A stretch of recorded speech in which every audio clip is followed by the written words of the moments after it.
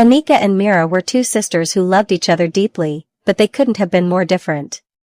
Anika was bold and adventurous. She loved exploring, climbing trees, and chasing dreams. Mira was quiet and creative. She loved sewing, painting, and making beautiful things with her hands. One summer, their village announced a craft and innovation fair.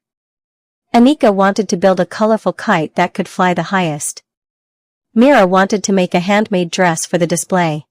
But when the day of the fair came closer, Anika's kite kept tearing apart, and Mira's sewing machine broke. Anika sighed, "It's useless, Mira. I can't make my kite fly." Mira smiled gently. "Wait here," she said, taking out her box of sewing threads. "You're not giving up that easily." Together, they stitched the torn paper and reinforced the kite's tail with Mira's strongest thread. When Anika tested it, the kite soared beautifully into the blue sky. Anika turned to Mira, eyes shining. "It's flying because of your thread."